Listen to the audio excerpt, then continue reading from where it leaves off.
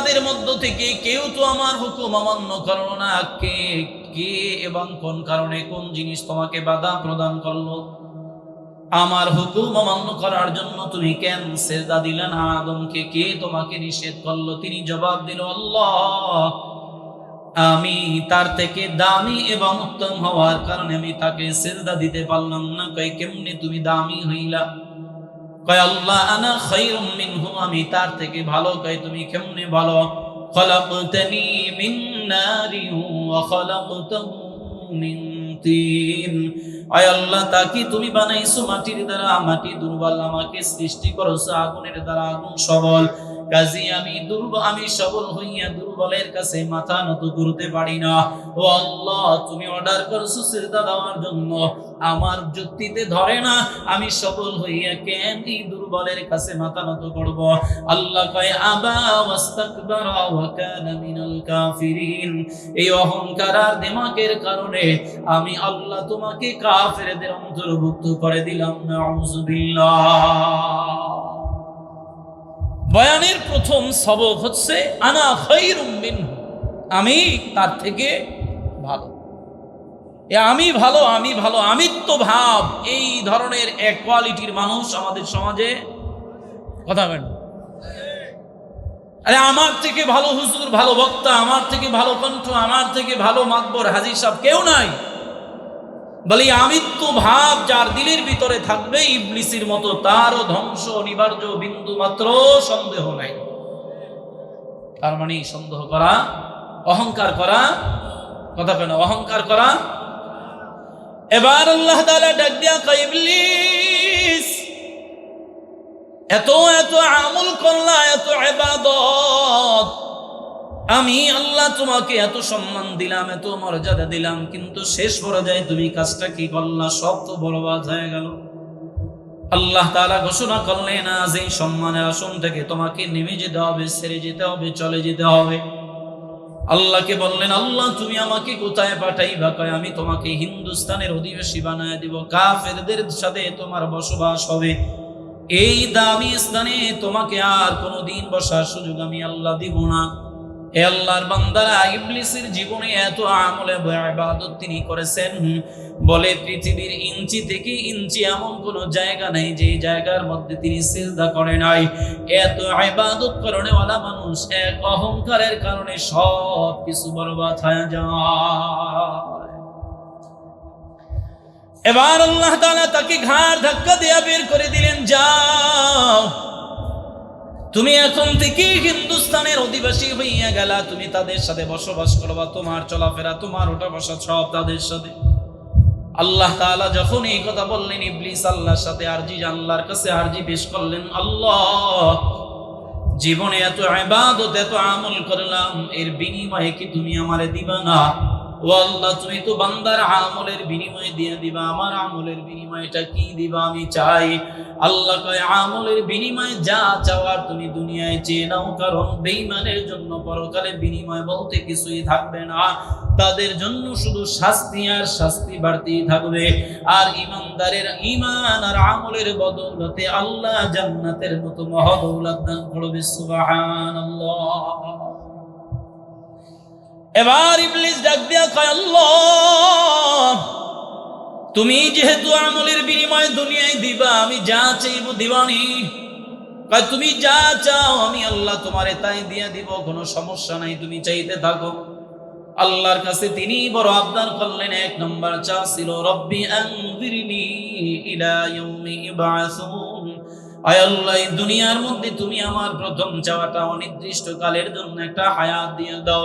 আল্লাহ কয়, ইন্নাকা মিনাল মুনজারিন, যা আমি আল্লাহ তোরে হায়াত দিয়ে দিলাম।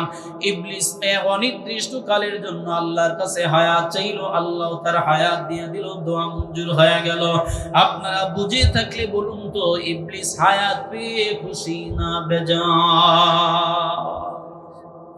অনির্দিষ্ট কালের জন্য হায়াত আল্লাহ দিছে। বলে কেমন সময়?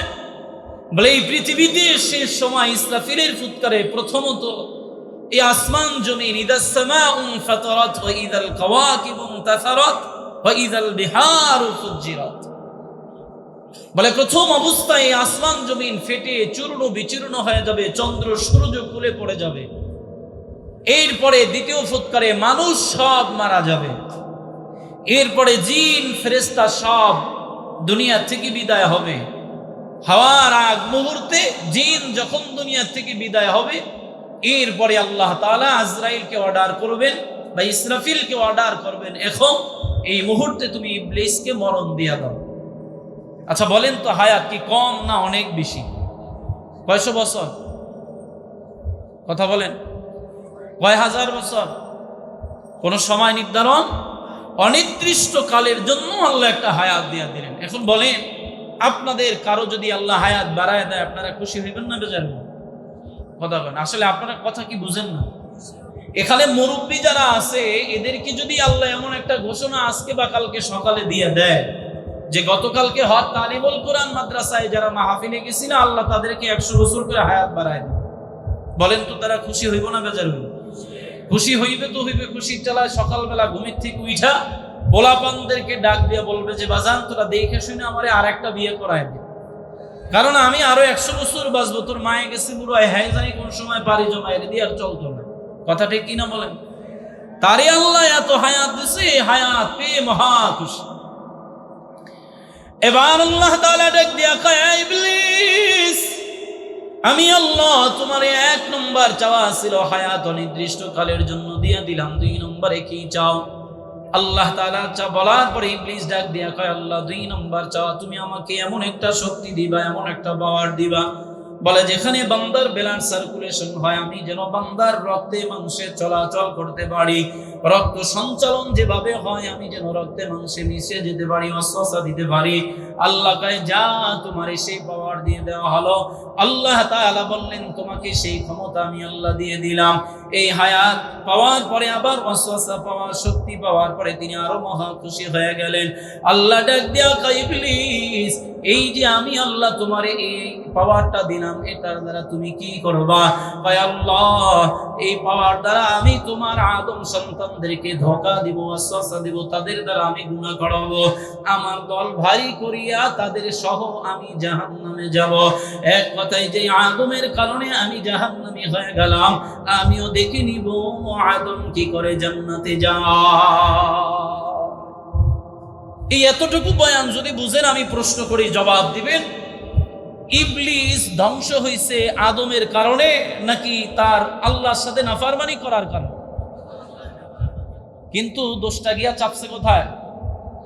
আদমের মাথায়। আদমের কারণে, আমি যে আদমের কারণে ধ্বংস হইলাম, তারে সারা আমি জান্নাত জাহান্নামে যাব না। এবার আল্লাহ তাআলা ডাক দিয়া কয়, ইবলিস আমি আল্লাহ তোমারে হায়াত দিলাম, ওয়াসওয়াসা দেওয়ার শক্তি দিলাম, তোমার কাজ ওয়াসওয়াসা দেওয়া, বান্দার কাজ গুনাহ করা। আর বান্দার কাজ গুনাহ করা, গুনাহ করার পরে বান্দা যখন আমার কাছে ক্ষমা চাইবে, আমার কাজ ক্ষমা করা। তোমার কাজ ধোঁকা দেওয়া, বান্দার কাজ গুনাহ করা, আমার কাজ ক্ষমা করা। সুবহানাল্লাহ, জোরে বলেন। হে আল্লাহর বান্দারা, ইবলিসকে আল্লাহ তাআলা ঘোষণা করলেন, ইবলিস শোনো, আমি তোমাকে সংক্ষেপে জানায় দেই, তুমি বান্দাকে ধোঁকা দিয়া দিয়া গুনাহ করাইবা। কতদিন গুনাহ করাইবা? ওই বান্দা আমার হায়াত পাবে 70 বছর, 80 বছরের জিন্দেগি। এই হায়াতে জিন্দেগির মধ্যে বান্দা গুনাহ করবে 30 বছর, 40 বছরের থেকে কম বা বেশি। গুনাহটা করার পর ওই বান্দা যখন মাহফিলের ময়দানে গিয়া উলামায়ে কেরামের বয়ান শুনে শুনে নিজের জীবনের ভুলগুলো যখন ধরা পড়ে যাবে, অতবার ওই বান্দা বয়ান শুনে নিজে খাস তওবা করে শেষ মুনাজাতের সময় 2টা হাত উঠাইয়া দোয়া করবে, ছোট্ট একটা দোয়া পড়বে। আমার সাথে জবান খুলে পড়েন, রব্বানা যালামনা আনফুসানা ওয়া ইল্লাম তাগফির লানা ওয়া তারহামনা লানাকুনান্না মিনাল খাসিরিন। আল্লাহ তাআলা ডাক দিয়া কয়, ইবলিস শোনো, আমার বান্দা ছোট্ট দোয়াটা পড়বে 30 সেকেন্ড সময় লাগাইয়া, আর আমি বান্দার দোয়াটারে এমন ভাবে কবুল করে নিব, ওই বান্দা 30 বছর গুনাহ করার পরে আমি আল্লাহর কাছে নত হইয়া খাস তওবা করে হাত উঠাইয়া সময় ব্যয় করবে, 30 সেকেন্ড দোয়া কবুল হবে। এমন ভাবে দোয়া কবুল হবে, আমি আল্লাহ 30 সেকেন্ডের দোয়ার মাধ্যমে বান্দার 30 বছর 40 বছরের গুনাহটারে মুহূর্তের মধ্যে মাফ করে দিব। সুবহানাল্লাহর আওয়াজে মনে হয় বেজার হইছে, আরো জোরে চিল্লায় এখন না সুবহানাল্লাহ, আরো জোরে আওয়াজ করে সুবহানাল্লাহ। এলাকার মুসলমান, এই 30 বছরের 40 বছরের গুনাহটা যিনি 30 সেকেন্ডে মুহূর্তের মধ্যে ক্ষমা করতে যিনি পারেন তিনি কে? আর জোরে বলেন না তিনি কে? ওই আল্লাহ তাআলা যখন এই ঘোষণা দিয়ে দিল, ইবলিসের হাস্যোজ্জ্বল চেহারাটা মলিন হয়ে গেল, অন্ধকারাচ্ছন্ন হয়ে গেল। আল্লাহ ডাক দিয়ে কয়, ইবলিস কেন তোমার হাসি চলে গেল, মুখটা কালো হয়ে গেল, কারণটা কি জানতে পারিনি? কয় আল্লাহ তুমি আমারে পাওয়ার দিলা, আবার সিনাইয়া নিলা, লাভ কি হলো? আল্লাহ কয় এজন্যই তুই ইবলিস আর আমি আল্লাহ। চিল্লায়া বলেন আল্লাহু আকবার। এবার আল্লাহ তাআলা ডাক দিয়া কি, ইবলিস তোমার আর কি চাই? এবার ইবলিস ডাক দিয়া কয় আল্লাহ হায়াত চাইলাম দিয়া দিছো, তারপরে তুমি আমার আর একটা শক্তি দিলা, ক্ষমতা দিলা, ওয়াসওয়াসার চাইলাম তাও দিয়ে দিলা। ও আল্লাহ তোমার কাছে 3 নম্বর চাও, তুমি আমারে এবার সুস্থতার নিয়ামত দিয়া দাও। যতদিন আমি দুনিয়ায় বাঁচবো এর মধ্যে যেন আমি কোনোদিন অসুস্থ না হই, কোনো রোগে আক্রান্ত না হই। আল্লাহ ডাক দিয়া কয় ইবলিস যা তোর দোয়া কবুল হলো, সুস্থতার নিয়ামত দিয়া দিলাম, তবে আমি জানতে চাই সুস্থতা দিয়া তুই কি করবি? কয় আল্লাহ হায়াত পাইলাম অনির্দিষ্ট কালের জন্য, ক্ষমতা পাইলাম ওয়াসওয়াসা দেওয়ার জন্য, সুস্থ যদি না থাকি হাকাম কুকাম কেমনি করব, ধোঁকা কেমনি দিব? তাছাড়া তোমার বান্দা আমাকে বকবে, আমাকে গালি দিবে, আমার জন্য বদদোয়া করবে। এমনকি মুমিন বান্দা যখন বাথরুমে যাবে তখন আমারে গালি দিবে। কেমনি গালি দেয়? আল্লাহর বান্দারা নবী সুন্দর করে একটা দোয়া শিখাইয়া দেয়, আল্লাহুম্মা ইন্নী আউযু বিকা মিনাল খুবুসি ওয়াল খাবাইস।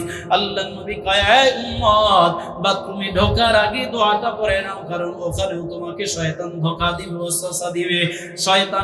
শয়তানের ওয়াসওয়াসা থেকে আল্লাহর কাছে বান্দা পানা চেয়ে নেয়, শয়তানকে খবিস বইলা গালি দেয়। আল্লাহ কয় ইবলিস যতদিন দুনিয়ায় তুই থাকবি ততদিন মানুষের বদদোয়া লাআনত তোর উপরে। ও আল্লাহর বান্দারা, এই যে ছোট্ট একটা দোয়া নবী শিখায়া দিলেন, দোয়াটা সুন্দর করে নবী আমল করার জন্য বললেন।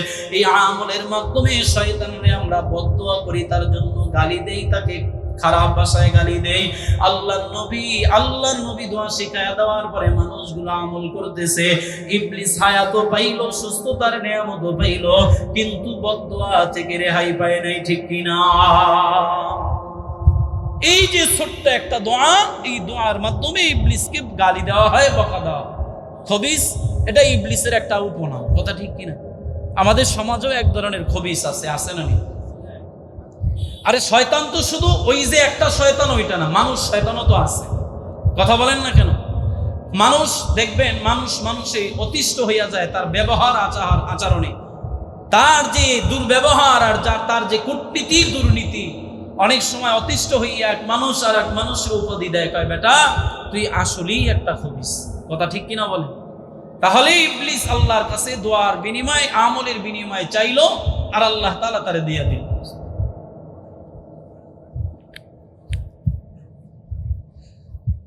এবার আল্লাহ তাআলা ডাক দিয়া কয় ইবলিস আমি আল্লাহ হায়াত দিলাম, সুস্থতার নিয়ামত দিলাম, ওয়াসওয়াসা দেওয়ার শক্তি দিলাম, এবার তুমি তোমার গন্তব্যে চলে যাও। ও আল্লাহর বান্দারা, আল্লাহ তাআলা তাকে সম্মানের আসন থেকে বের করে দিল শুধুমাত্র এক হুকুম অমান্য করার কারণে। যুবক ভাই, বৃদ্ধ বাবা, আল্লাহর কাছে ইবলিস আমলের বিনিময় চাইছে। আমরা তো দুনিয়ায় আমলের বিনিময় চাই না, আল্লাহর কাছে আমরা আমলের বিনিময় পরকালে জান্নাত চাই, আমলের বিনিময় দুনিয়াতে বান্দা চাইতে পারে না। মুমিন যারা, আল্লাহর নবী বলেন দুনিয়া সিজনুল মুমিন ওয়া জান্নাতুল কাফির। আল্লাহর রাসূল বলেন দুনিয়াটা মুমিনের জন্য জেলখানা, এক কথায় কষ্টের জায়গা, আর বেঈমানের জন্য এটা বালাখানা, আরামের জায়গা। যা মন চায় তা করবে, অনেক অনেক শান্তি আল্লাহ তাদেরকে দিয়ে দিবে। আল্লাহর বান্দারা, এজন্য বাবা পরকালের কষ্ট কিন্তু সহ্য করা সম্ভব হবে না। এখন আপনারা বলবেন হুজুর ইবলিস আমলের বিনিময়ে তো চাইলো, আমরাও তো চাইতে পারি। হ্যাঁ চাইতে পারেন, কোনো অসুবিধা নাই। মানুষকে আল্লাহ চাওয়ার জন্যই তো বড় আহ্বান করেছে, ও বান্দা তুমি আমার কাছে চাও, আমি তোমারে দিব। তবে বান্দা দুনিয়াতে আমলের বিনিময়ে চাইলে পরকালে কিছুই পাওয়া যাবে না। তবে চাইবো কেমনে? আল্লাহ নবী মাধ্যম শিখায় দিলেন, দুআ মুখল ইবাদা, দোয়া হলো ইবাদতের মগজ। বলে বান্দা তোমার যদি কিছুর প্রয়োজন হয় দোয়ার মাধ্যমে আল্লাহর কাছে চাইতে থাকো, আল্লাহ দিয়ে দিবে। এলাকার মুসলমান, যুবক, আল্লাহ নবী মাধ্যম শিখায়া দিলেন, এই উম্মাত তোমরা দোয়ার মাধ্যমে চাইবা। আল্লাহ রাসূলের জন্য হাদিসের মধ্যে বলেন, قال رسول الله صلى الله عليه وآله وسلم إن ربكم حي كريم يستحيي من عباده إذا رفع يديه أن يردهما صفرا। আল্লাহ নবী বলে, উম্মত নিশ্চয়ই তোমাদের রব দয়ালু, তোমাদের রব দয়ালু, তোমাদের রব চিরঞ্জীব। কোন আল্লাহর বান্দা যদি হাত তুলে আল্লাহর কাছে কোনো কিছু চায় তো আল্লাহ তারে খালি হাতে ফিরিয়ে দিতে লজ্জা বোধ করে। সুবহানাল্লাহ। আল্লাহর কাছে চাইলে আল্লাহ খালি হাতে ফিরাই দিতে চায় না বলে এটা আমার লজ্জা লাগে। মনে করেন কথার কথা, আপনি বাজারে গেলে কোনো মুসাফির রাস্তাঘাটে অনেক সময় মুসাফিররা হাত বাড়ায়। অনেকে আছে দেওয়ার অভ্যাস, 1 টাকা হোক, 5 টাকা হোক, 10 টাকা হোক, যথাসাধ্য চেষ্টা করে দেওয়ার জন্য। কথা ঠিক না? ওই মানুষ যদি মুসাফির হাত বাড়ায় আর দিতে না পারে তখন তার কাছে লজ্জা লাগে, নিজের কাছে একটু খারাপ খারাপ লাগে। হ্যাঁ রে বেচারায় চাইলো দিতে পারলাম না, এরকম হয় কি হয় না? আল্লাহ কয় বান্দা এটা যদি মানুষের ক্ষেত্রে হয়, আল্লাহর তো দয়া আরো বেশি। আল্লাহর কাছে কোনো জিনিসের অভাব নাই, আল্লাহ সকল ধন ভান্ডারের মালিক। তিনি কয় বান্দা যখন আমার কাছে হাত তুলে চায় তো আমার ফিরাইয়া দিতে, খালি হাতে ফিরাইয়া দিতে লজ্জাবোধ করে। এবার বলেন না আমরা চাইবো কার কাছে? আরো জোরে বলেন না, দোয়া করবো কার কাছে? এলাকার মুসলমান, দোয়া এমন একটা আমল, এই দোয়ার মাধ্যমে বান্দার সকল চাহিদাগুলো আল্লাহর থেকে মিটায় নেওয়া যায়, পূরণ করে নেওয়া যায়। এই দোয়ার মাধ্যমে বান্দার যত হাজত আছে সমস্ত হাজতগুলো মিটায় নেওয়া যায়। আল্লাহর বান্দারা, নবী কয় উম্মত তোমরা আল্লাহর কাছে দোয়া করো, আল্লাহ তোমাদের দোয়া কবুল করবে, মঞ্জুর করবে। আল্লাহ তাআলা, আল্লাহ রাসূল হাদিসের প্রথম অংশে আল্লাহ তাআলার 2টা গুণের বর্ণনা দিয়ে দিল। ইন্না রাব্বাকুম হাইয়ুন কারীম। নবী বলেন 1 নম্বরে আল্লাহ হলেন চিরঞ্জীব, আল্লাহ বল 2 নম্বরে আল্লাহ দয়ালু। কেমন দয়ালু জানো? বলে যেই আল্লাহ 30 বছর 40 বছরের গুনাহটা 30 সেকেন্ডের মাধ্যমে ক্ষমা করতে পারে, তার মতো দয়ালু, তার মতো আপনজন আর এই দুনিয়ায় হবে না, ঠিক কিনা? এবার আল্লাহ তাআলা নিজে যে আল্লাহ চিরঞ্জীব চিরস্থায়ী, এ ব্যাপারে আল্লাহ নিজেই বলেন, আল্লাহু লা ইলাহা ইল্লা হুয়াল হাইয়ুল কাইয়্যুম। আল্লাহ কয় আমি আল্লাহ ব্যতীত আর কোনো ইলাহ নাই, কোনো মাবুদ নাই। আমি আল্লাহ তাআলাই এক, একক, অদ্বিতীয়, আর কোনো উপাস্য নাই। হুয়াল হাইয়ুল কাইয়্যুম, আল্লাহ চিরস্থায়ী চিরঞ্জীব, আল্লাহ নিজেই জানায়া দেয়। আল্লাহ কয় গোলাম আমি আল্লাহ কেমন চিরস্থায়ী কেমন চিরঞ্জীব জানো? লা তাখুযুহু সিনাতুন ওয়ালা নাওম। কয় আমি আল্লাহর ঘুম নাই, তন্দ্রা নাই, নিদ্রা নাই, এমনকি এগুলো আমাকে স্পর্শ করতে পারে না। আল্লাহর বান্দারাম, তার মানে জানলাম বুঝলাম আল্লাহ একটা মুহূর্তের জন্য ঘুমায় না, তার ঘুমের প্রয়োজন হয় না। বুঝে থাকলে বলুন তো মানুষের ঘুমের প্রয়োজন আছে না নাই? পয়গম্বর মুসা নবী আল্লাহর কাছে প্রশ্ন করে, আল্লাহ তুমি যে বললা লা তাখুযুহু সিনাতুন ওয়ালা নাওম, আল্লাহ তুমি ঘুমাও না, আল্লাহ তোমার ঘুম তন্দ্রা নিদ্রা এগুলা কোনোটাই নেই, কেমনে আমি বুঝবো? কয় তুমি কি বিশ্বাস করো না? বলে হ্যাঁ অবশ্যই বিশ্বাস করি। কয় তাহলে আবার প্রশ্ন কেন? কয় আল্লাহ আমার মনের মধ্যে ইচ্ছা হলো আমি একটু বাস্তবে দেখতে চাই। পয়গম্বর মুসা নবী এমন নবী ছিলেন, বলে আল্লাহর কাছে কথা বলতে বলতে তুর পর্বত থেকে এক পর্যায়ে ভাব জমে গেল। ডাক দিয়া কয় দয়ার মালিক, পর্দার অন্তরালে বসে বসে তুমি আমার সাথে দীর্ঘদিন কথা বললা, আলাপ করলা, আর এই পর্দার আড়ালে কথা বলতে ভালো লাগে না। তুমি পর্দা সরাইয়া দাও, আমি এক নজর তোমাকে দেখতে চাই, কারণ তোমার জবান এত সুন্দর, তোমার কথা এত সুন্দর, না জানি আল্লাহ তুমি কত সুন্দর। আল্লাহ কয় রে মুসা কখনোই আমাকে তোমার ওই চর্মচক্ষু দ্বারা দেখা যাবে না। লা তুদরিকুল আবসার ওয়া হুয়া ইদরিকুল আবসার ওয়া হুয়াল লাতীফুল খবীর। আল্লাহ তাআলা ডাক দিয়া কয়, রে দুনিয়ার মানুষ, এই দুনিয়ার সমস্ত দৃষ্টি শক্তি যদি একত্রিত করে যদি তোমরা আমাকে তালাশ করো, এই চর্মচক্ষু দ্বারা আল্লাহকে কখনো দেখা যাবে না। কিন্তু বড় দুঃখ আর আফসোসের বিষয় হলো, এদেশে কিছু ভণ্ড পীর আছে, তারা দাবি করে, তার মুরিদরা প্রচার করে, আমার পীর আল্লাহকে দেখছে। আছে না নাই? এই জোরে বলেন, আছে না নাই? অথচ আল্লাহ নিজে বললেন, লা তুদরিকুল আবসার ওয়া হুয়া ইউদরিকুল আবসার। বলে পৃথিবীর সমস্ত, শুধু এক আর দুই চক্ষু নয়, সমস্ত দৃষ্টি শক্তি দিয়া তোমরা যদি আল্লাহকে তালাশ করো, এই দৃষ্টি শক্তি দিয়ে আল্লাহকে খুঁজে পাওয়া সম্ভব, এই চর্মচক্ষে দেখা যাবে না। আর ভণ্ডরা আল্লাহরে দেখা ফেলায় অলরেডি। কি বলেন? পয়গম্বর মুসা নবী ডাক দেয়া কয়, আল্লাহ তুমি যে ঘুমাও না, তুমি যে তন্দ্রাও দাও না, নিদ্রাও জানো, আমি বিশ্বাস করি, আমি মানি। তাহলে আবার কি কয়, আল্লাহ আমার একটু বাস্তবে দেখাইয়া দাও। আল্লাহ ডাক দিয়া কয়, মুসা বাস্তবে সব কিছু দেখানো যায় না, কিছু জিনিস অনুভব করতে হয়, মেনে নিতে হয়, বুঝতে হয়। আল্লাহ তাআলা বলার পরে কয়, না আমার দেখতেই হবে, তুমি আমারে বুঝাইয়া দাও। আল্লাহ কয়, ঠিক আছে, যদি তাই হয় বাড়ি থেকে একটা গ্লাস নিবা, পানি ভর্তি করে সারাটা রাত গ্লাস হাতের মধ্যে করে দাঁড়ায় থাকবা। শর্ত হলো এই গ্লাসের ভিতর থেকে একটা ফোঁটা পানি যেন জমিনের মধ্যে পড়ে না যায়। পয়গম্বর মুসা নবী ডাক দেয়া কয়, এটা তো কোনো ব্যাপারই না, কোনো অসম্ভবের কিছুই নাই, সহজ একটা কাজ। আরে আল্লাহর বান্দারা, পয়গম্বর মুসা নবী বাড়িতে গিয়ে হাতের মধ্যে গ্লাস নিল, পানি নিল, এবার রাতবার দাঁড়ায় থাকার জন্য, আল্লাহর দেয়া প্রতিশ্রুতি পালন করার জন্য দাঁড়ায় রইল। কিন্তু রাত যত বাড়ে, বান্দার চোখের মধ্যে ঘুম তত বাড়ে। এই যে আমরা এখানে বসে বসে বয়ান শুনতেছি, এখন বাজে 11টার বেশি, এই সময় অনেক মানুষ দেখা যায় বৈশাখ ঘুমায়। কথা বলেন ঠিক কিনা? আরে এখনের কথা বাদ দিলাম, এই যে শুক্রবার দিন, জুমার দিন, ইমাম সাহেব হুজুর কি সুন্দর বয়ান করে, আর মসজিদে বৈশা মুসল্লি সাহেব ঘুমায় কিনা? কোন ঘুমানি ঘুমায়? বলে ঘুমের ঠেলায় একজন আর গায়ে আর একজনে পড়ে আছে, ধাক্কা দেয়, এই তুই ঘুমাস কেন? ঘুমাইলাম, একটু তন্দ্রানা দিলাম, এটাই তো ঘুম। অথচ এই যে বান্দা ঘুমের কারণে আর একজনের গায়ের উপরে পড়ে যায়, ওই বান্দা আবার ইমাম সাহেবের কাছে পরে গিয়া দোয়া চাই, হুজুর দোয়া করবেন। কি দোয়া করবো? হুজুর রাতের বেলা ঔষধ ছাড়া ঘুমাইতে পারি না। ওদিকে রাতের বেলা ঔষধ ছাড়া ঘুমাইতে পারে না, এদিকে বান্দা মসজিদে এসে ঘুমায়। কারণ কি?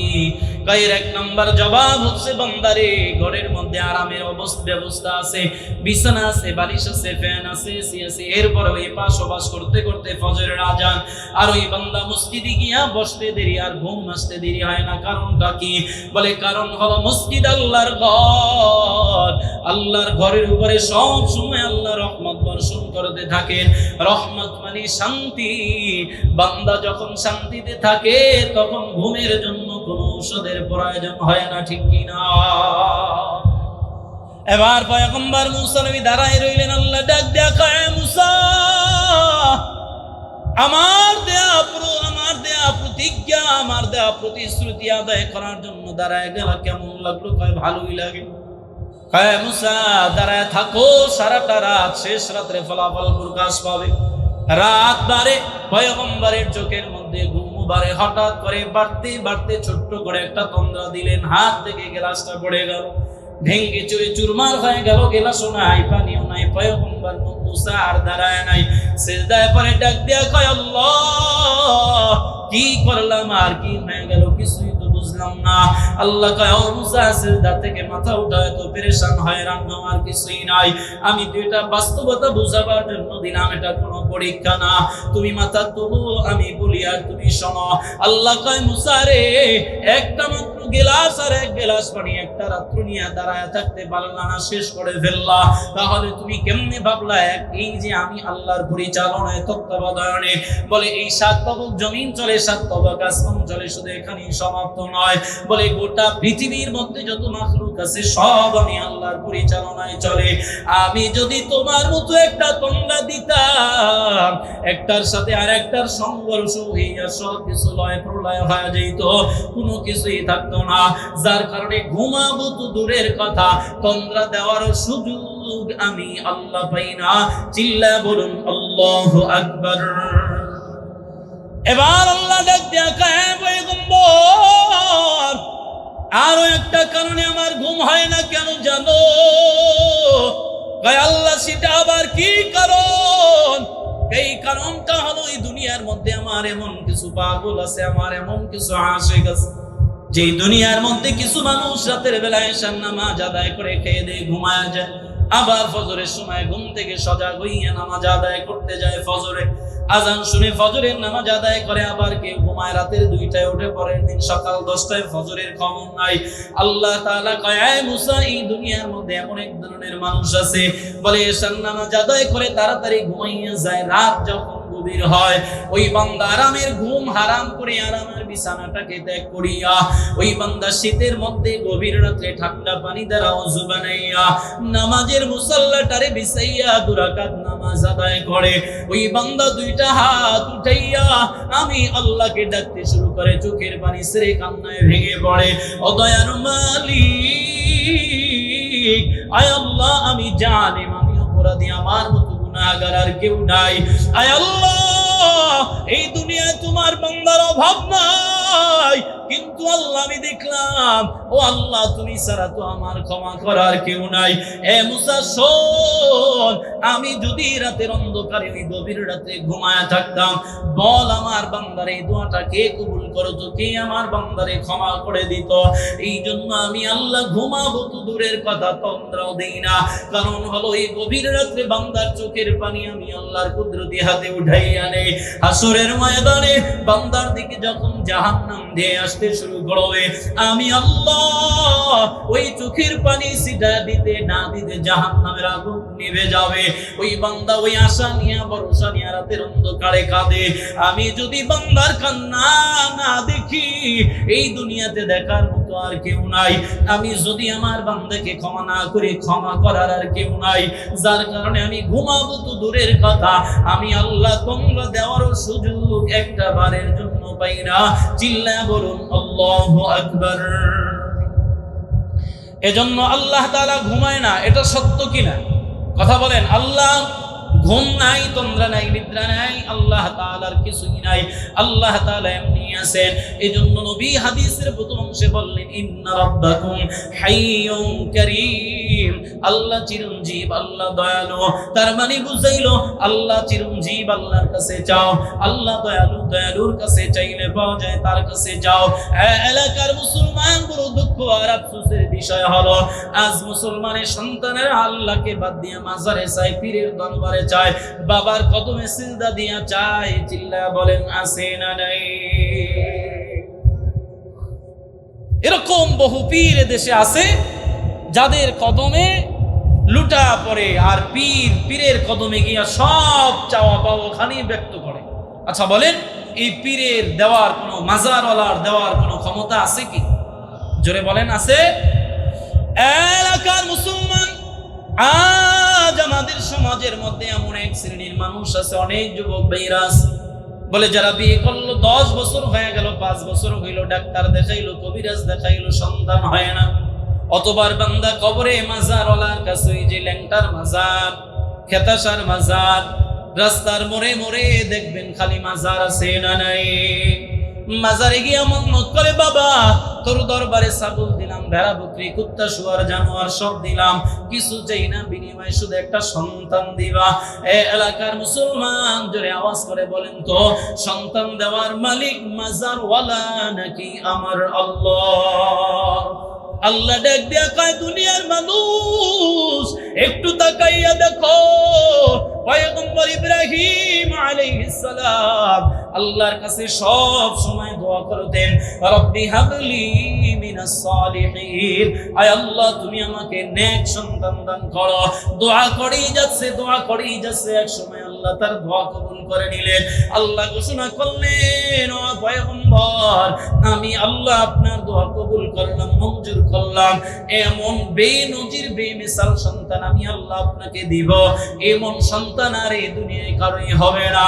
আল্লাহ তাআলা নবীর দোয়া কবুল করে আল্লাহ তাআলা যখন তাকে সন্তান ইসমাঈল আলাইহিস সালামকে দিলেন, মুফাসসিরিনে কেরাম বলেন পয়গম্বর ইব্রাহিম নবীর বয়স হয়েছিল তখন ৮৬ কিংবা ৯০ বছর।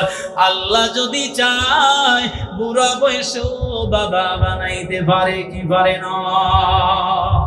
জোরে বলেন না দেওয়ার মালিক কে? আরো জোরে বলেন না, এই চিল্লা বলেন দেওয়ার মালিক কে? এজন্য বাবা আজ থেকে মাজারে মান্নত করা যাবে না, পীরের দরবারে মান্নত করা যাবে না, মাজারে সিজদা দেওয়া যাবে না, পীরের কদমে সিজদা দেওয়া যাবে না। সিজদার উপযুক্ত একমাত্র আমার আল্লাহ, একমাত্র আল্লাহর কাছে চাইলে আল্লাহর কাছে পাওয়া যাবে।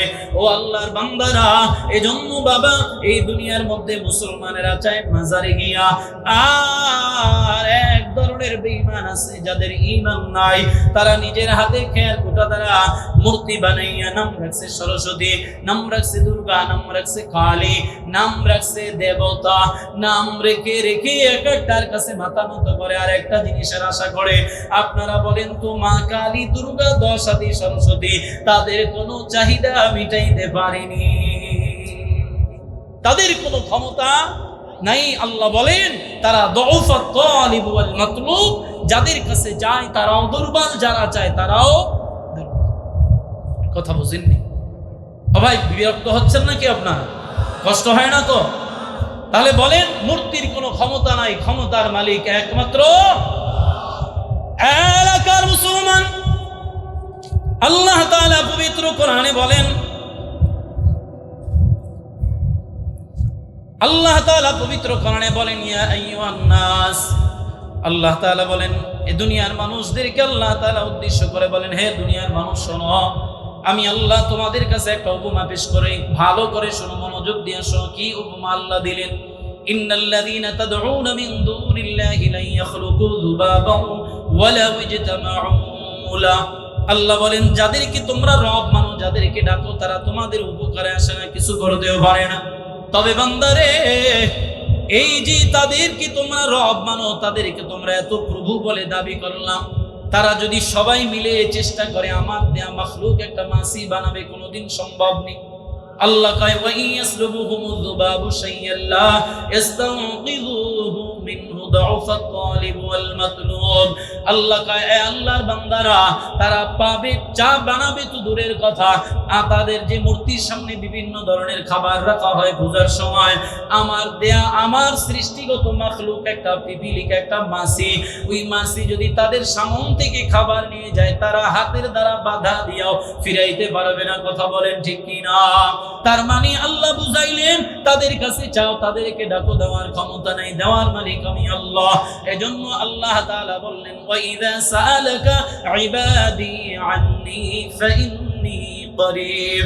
আল্লাহ কয় পয়গম্বর, বান্দা যখন আমি আল্লাহর ব্যাপারে প্রশ্ন করবে, বান্দা প্রশ্ন করবে আল্লাহ কোথায়, আপনি জানায় দেন ফাইন্নী করিব, আল্লাহ একেবারে সন্নিকটে, একেবারে কাছে। কত নিকটে? আল্লাহ বলেন ফাইনামা তুওয়াল্লু ফাসাম্মা ওয়াজহুল্লাহ। আল্লাহ বলেন ওয়া নাহনু আকরাবু ইলাইহি মিন হাবলিল ওয়ারিদ। আল্লাহ কয়, এ গোলাম, তোমার ঘরের সার রগ যত নিকটে, তার থেকেও আমি আল্লাহ নিকটে। আল্লাহ কয়, বান্দা তুমি যেদিকেই তাকাও সেদিকেই আমার আল্লাহ। এ বান্দা, তুমি ওই বান্দা, ওই আল্লাহর কাছে চাও, মুজিবু দাওয়াতাদ দাঈ ইযা দাআন।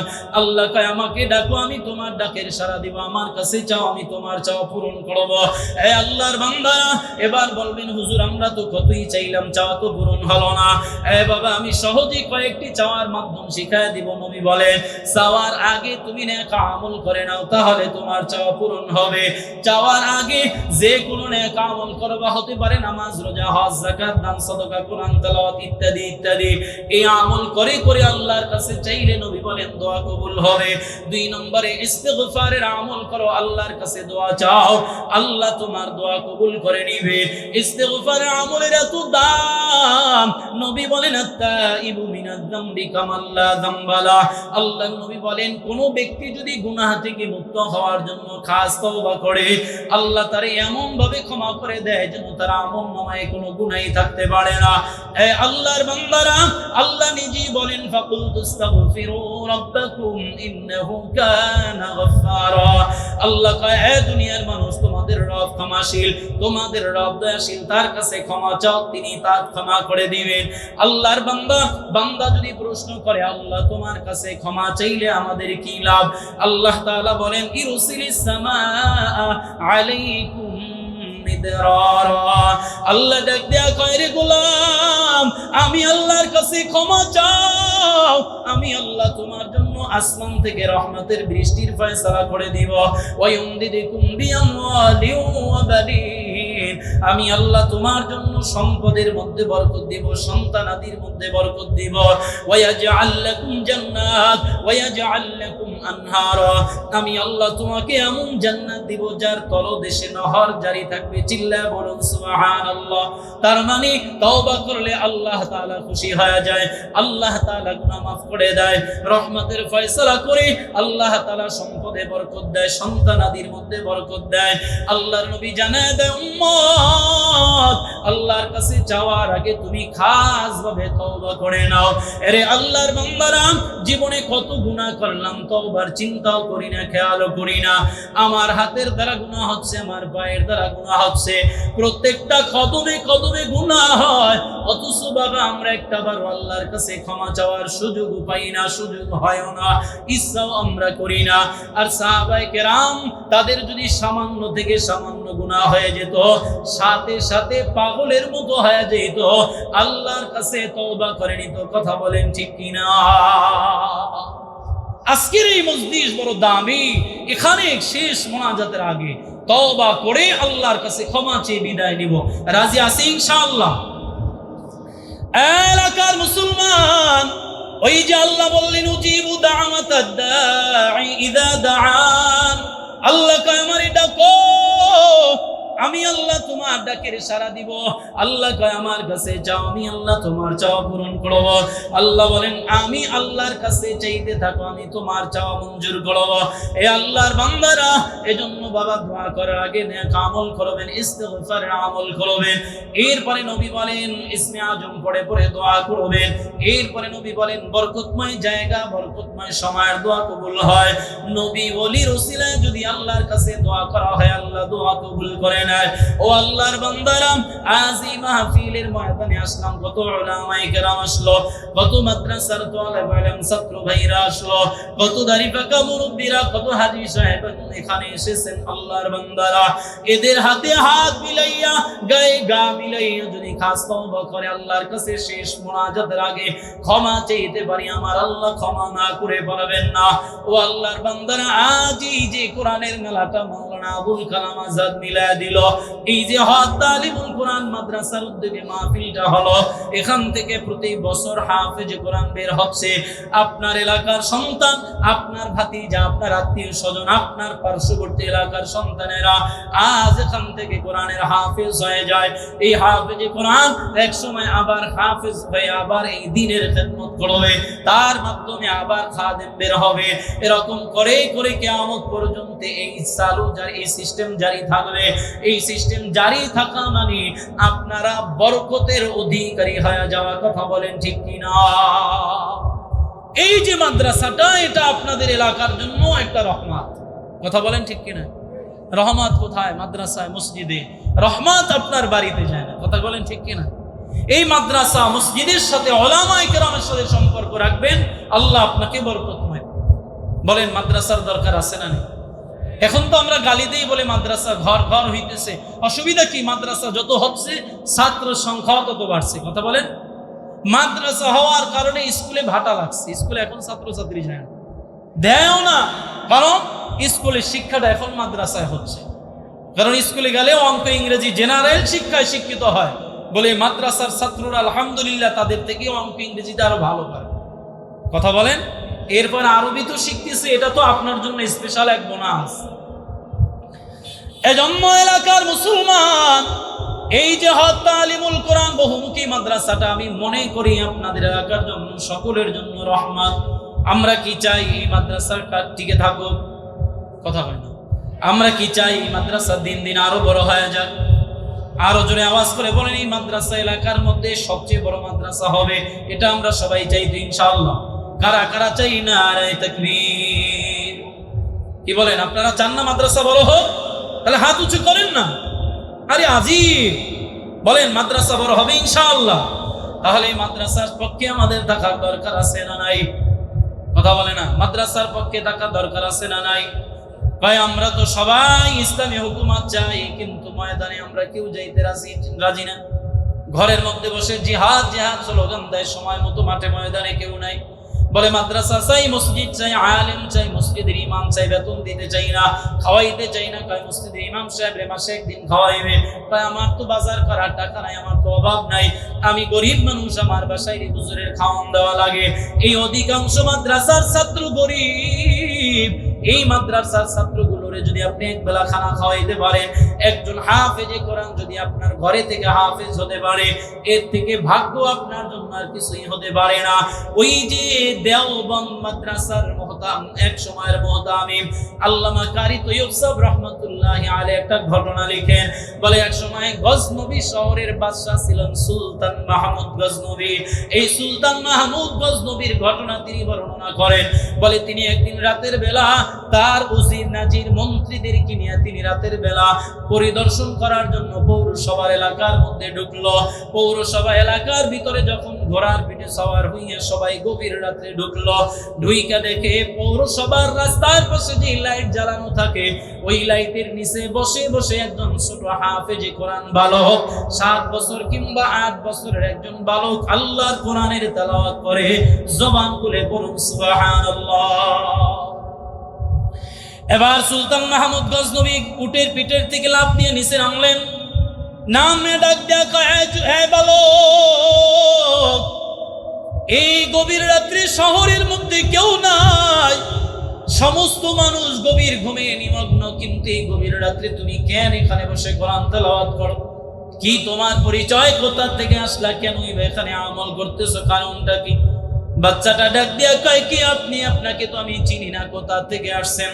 তবে আমি এখানে আসছি, এই যে পাশেই দেখতেছেন যে মাদ্রাসাটা হেফজখানা, এই হেফজখানার একজন ছাত্র, আমি হেফজ পড়ি, কিন্তু এই রাতের বেলা আমি গরিব হওয়ার কারণে আমি লাইট কিনতে পারি না, আলো জ্বালাইতে পারি না।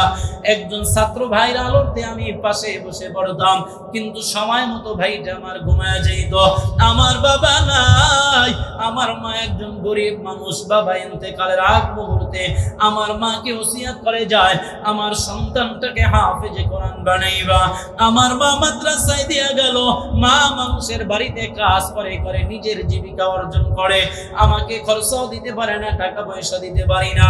আমি এই মাদ্রাসার বোর্ডিং এর খাবার ফ্রি খাই, আর রাতের বেলা অন্যের আলোতে পড়ি, কিন্তু আমার মেধাটাও দুর্বল, যার কারণে তাড়াতাড়ি পড়াটা মুখস্থ হয় না।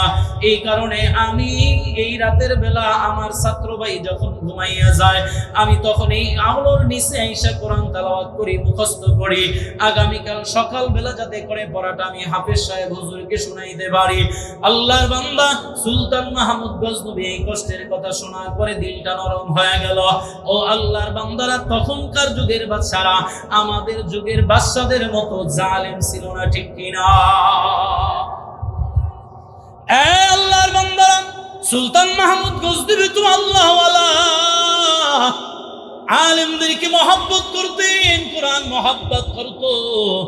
আর দেশের বর্তমান সময়ের বাদশারা আলেমদেরকে শাস্তি দেয়, তাদের ওয়ার্ডার মাদ্রাসা বন্ধ করে দাও, আলেমদের জেলখানায় ঢুকাইয়া দাও, তাদের যত প্রকার শাস্তি আছে দিতে থাকো। তারা মনে করে আলেমরা এদেশের শত্রু। খোদার কসম, আলেম আর মাদ্রাসা মসজিদ এদেশের রহমতের 1 নম্বর কারণ, ঠিক কিনা?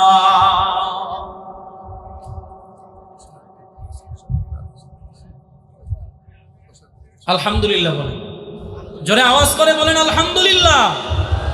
আমাদের প্রধান অতিথি কেশবপুর পারভেজ এসে পড়ছে, মাশাআল্লাহ, আলহামদুলিল্লাহ। আশেপাশে যারা আছি আমরা চলে আসি, অল্প সময়ের মধ্যে চলে আসবো।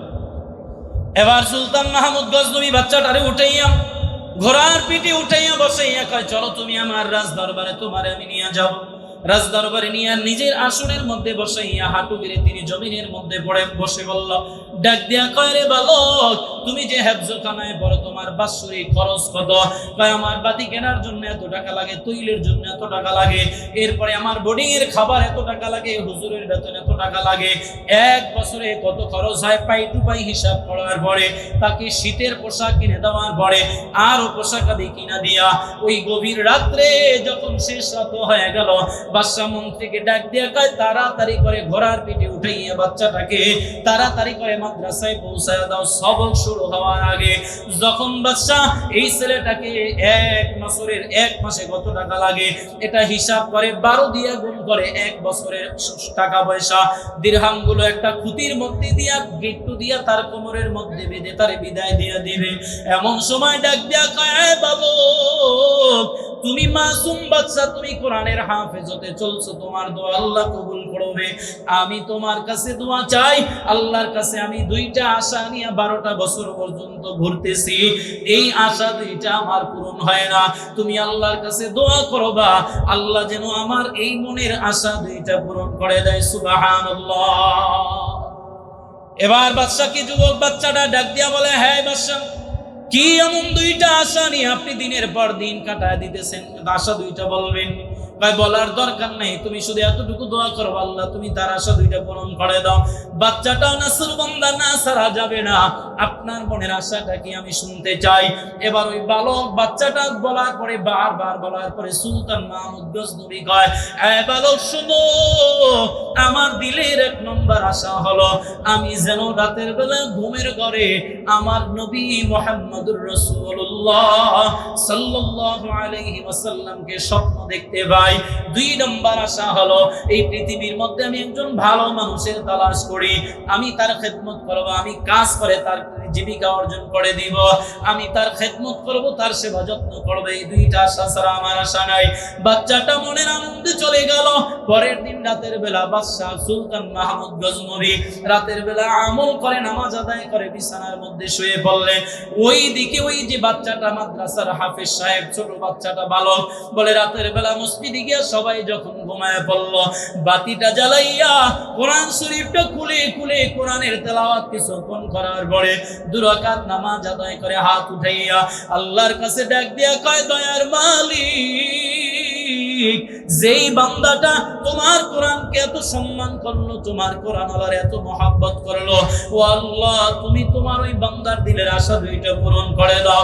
একদিকে দোয়া, অন্যদিকে আল্লাহ ডাক দিয়া কয়, পয়গম্বর আমার সুলতান মাহমুদ গজনবীর আপনি স্বপ্নে দেখা দিতে শুরু করেন। হঠাৎ করে ঘুমের মধ্যে সুলতান মাহমুদ গজনবী আল্লাহ নবীকে স্বপ্ন দেখা শুরু করে দিল। চিল্লায়া বলেন সুবহানাল্লাহ।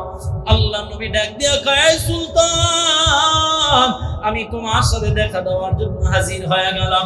সুলতান মাহমুদ গজনবী কয়, হুজুর আমি এতদিন আশা করলাম, আমল করলাম, দেখা দিলেন না, অথচ আজ আপনি দেখা দিয়ে ফেললেন, কারণটা কি? কয় যে ওই যে গতকালকে যে হাফেজকে, যে কোরআন ওয়ালাকে তুমি সম্মান করলা, তার দোয়ার বরকতে আল্লাহ তোমার এই আশা পূরণ করে দিল। এই সুলতান তোমার 2য় নম্বর আশাটা কি বলো? কয় আমার 2য় নম্বর আশা দুনিয়াতে ভালো মানুষের তালাশ করি, খেদমত করো। নবী ডাক দিয়া কয়, সুলতান তুমি কি হাদিস পড়ো নাই, খায়রুকুম মান তাআল্লামাল কুরআনা ওয়া আল্লামা, তোমাদের মধ্যে সর্বোত্তম ওই ব্যক্তি যে কোরআন পড়ে, যে কোরআন পড়ায়, তার মানে তালিব ইলম দামি, আলেম দামি।